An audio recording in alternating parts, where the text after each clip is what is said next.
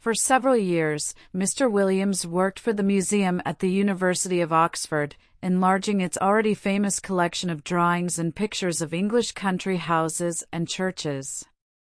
It is hard to imagine anything less alarming than collecting pictures of houses and churches, but Mr. Williams found that even this peaceful work had its unexpected dark corners.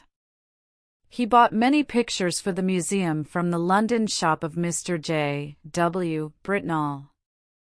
Twice a year, Mr. Britnall sent a list of pictures to all his regular customers who could then choose which pictures they wanted to look at before deciding whether to buy. In February 1895, Mr. Williams received a list from Mr. Britnall with the following letter. Dear Sir, I think you might be interested in picture number 978 in our list, which I will be happy to send to you if you wish. J. W. Britnall. Mr. Williams turned to number 978 in the list and found the following note. The 978, artist unknown, picture of an English country house early 19th century, 25 centimeters. By 40 centimeters, 20 pounds. It did not sound very interesting and the price seemed high. However, Mr. Williams added it to the pictures that he asked Mr. Britnall to send to him. The pictures arrived at the museum one Saturday afternoon, just after Mr. Williams had left. They were brought round to his rooms in college so that he could look at them over the weekend.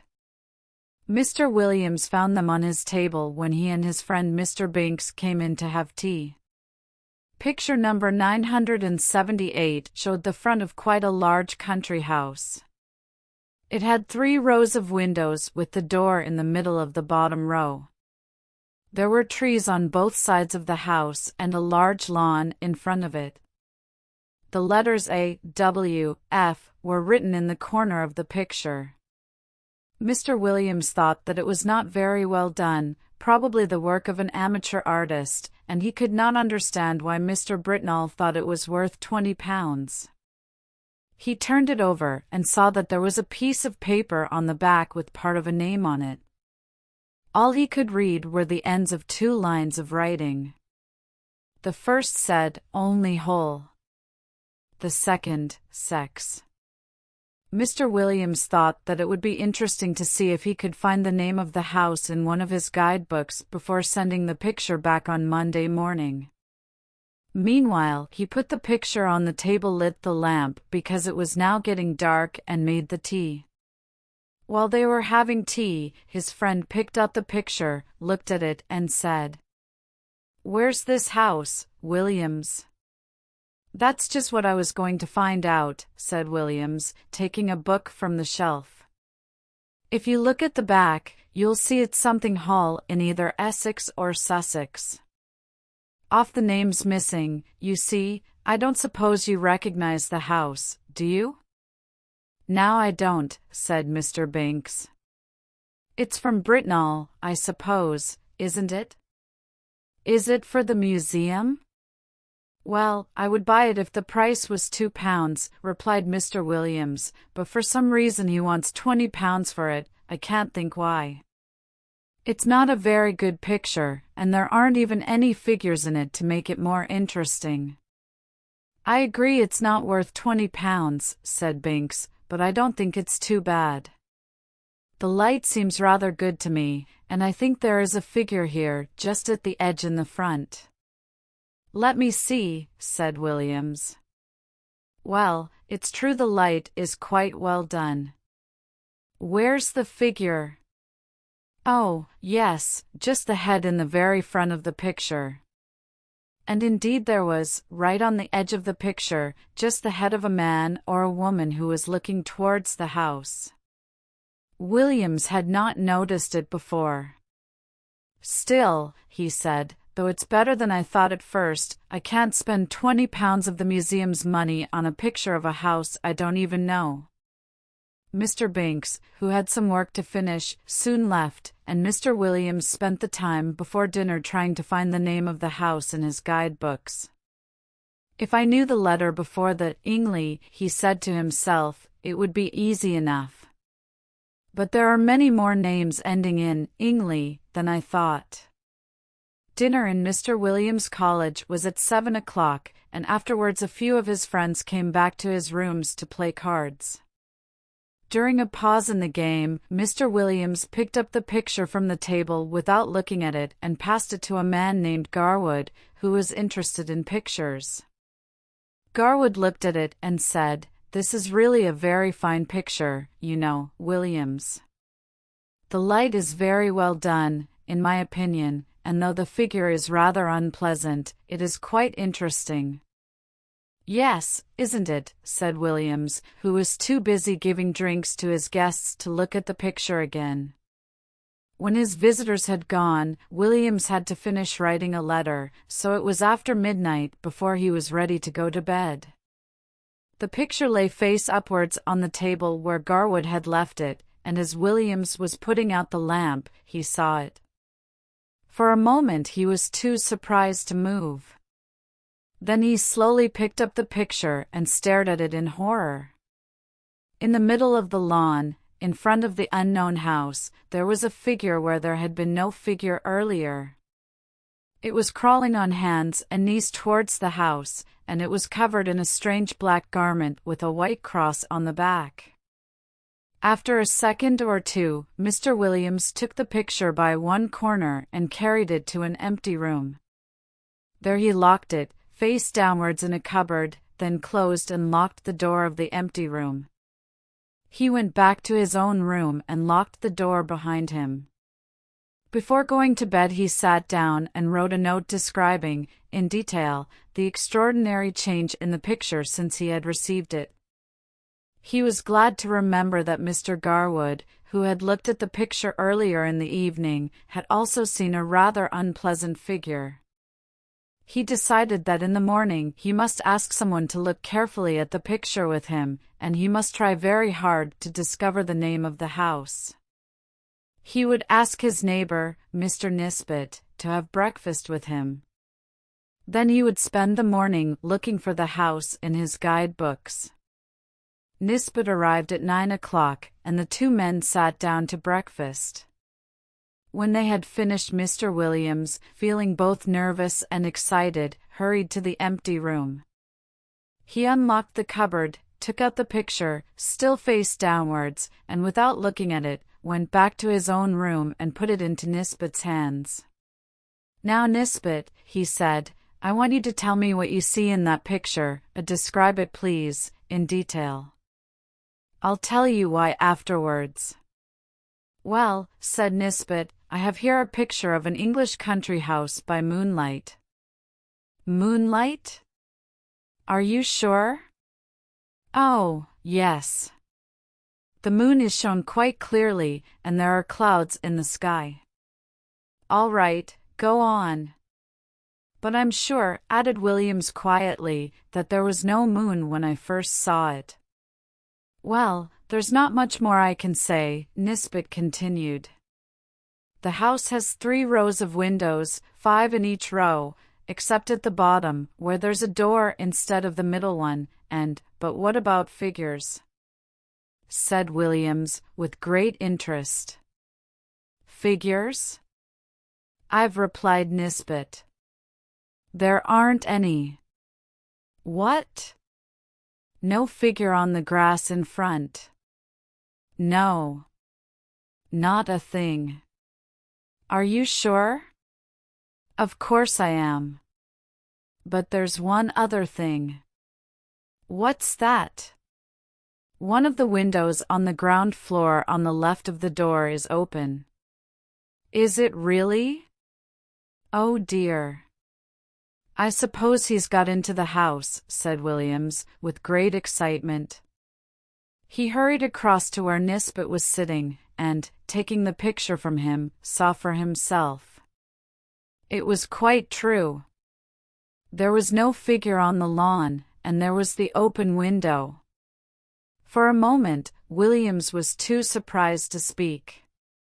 Then he sat down at his desk and wrote for a few minutes.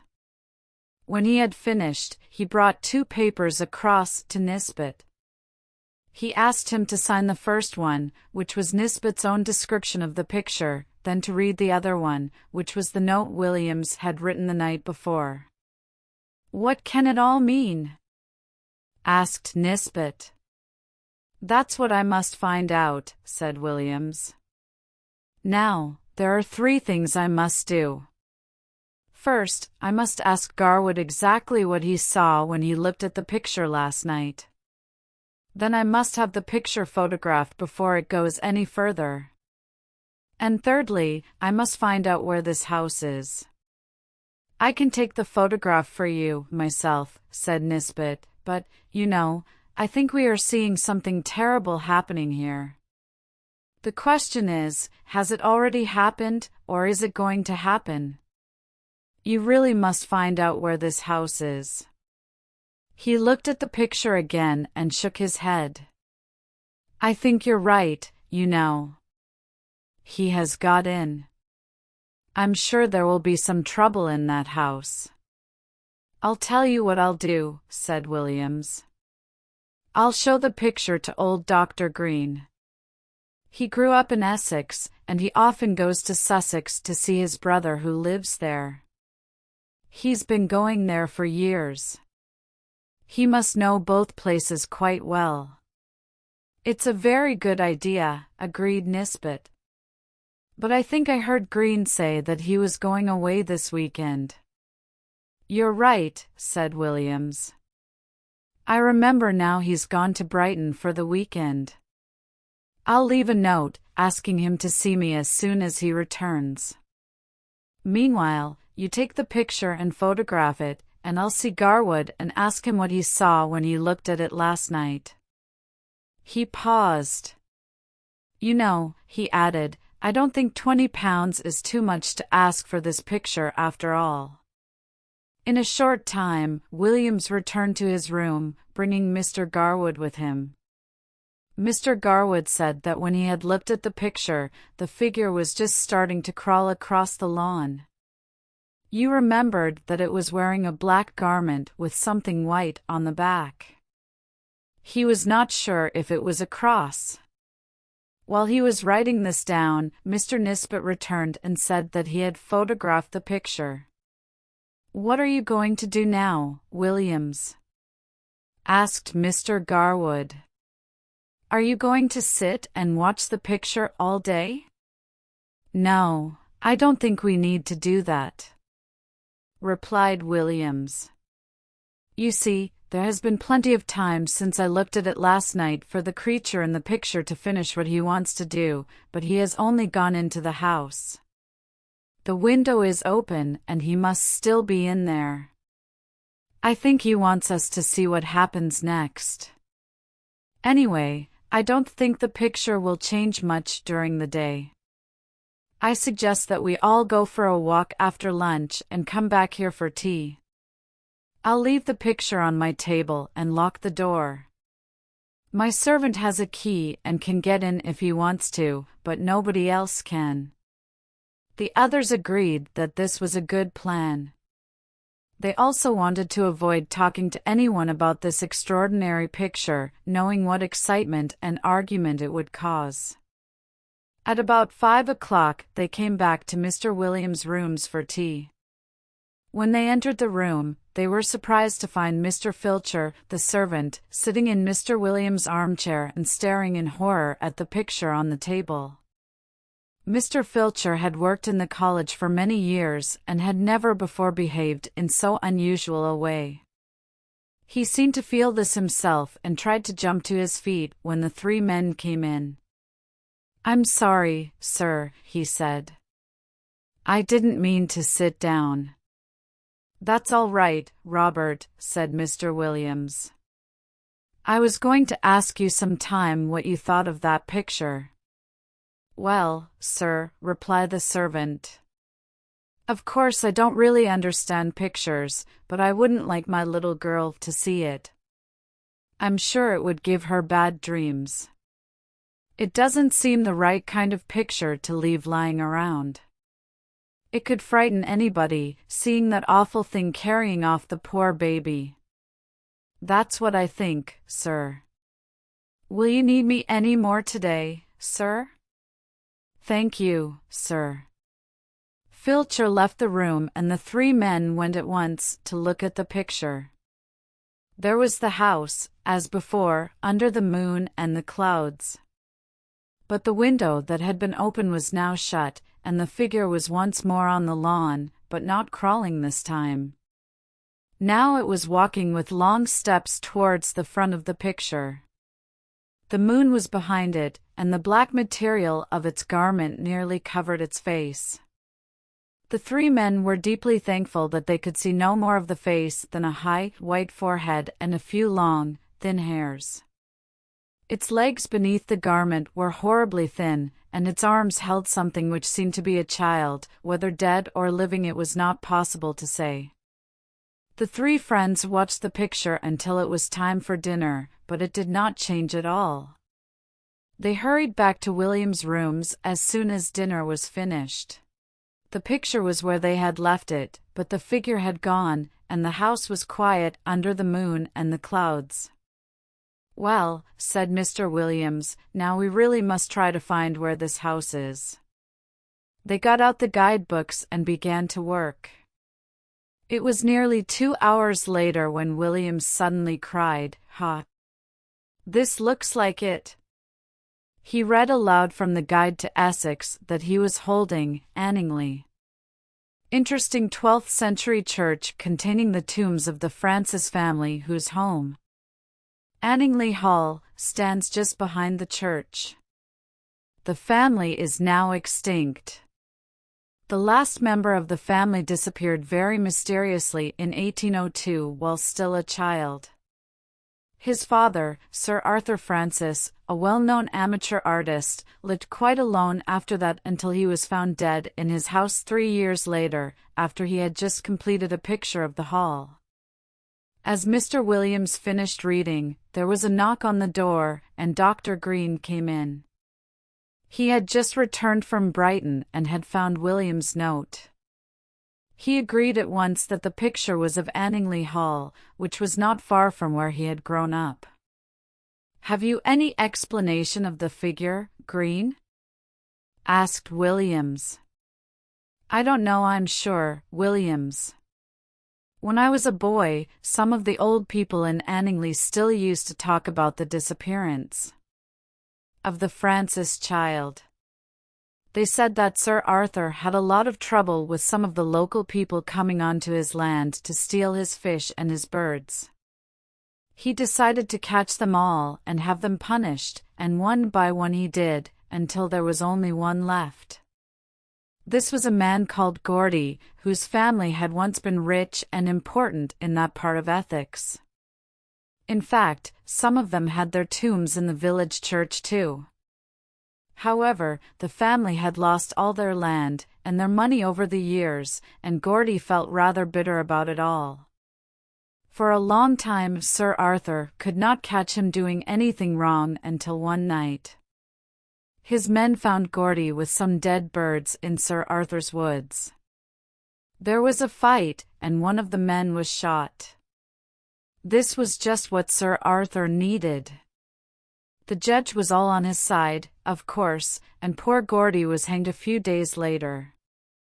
People thought that some friend of Gordy's stole Sir Arthur's little boy in revenge to put an end to the Francis family as well. But I should say now that it looks more as if old Gordy managed the job himself. I don't like to think about it. Let's have a drink, shall we? The story of the picture was told to a few people. Some believed it and some did not. Mr. Brittonell knew nothing about it except that the picture was unusual in some way. It is now in the museum, and although it has been carefully watched, no one has ever seen it change again.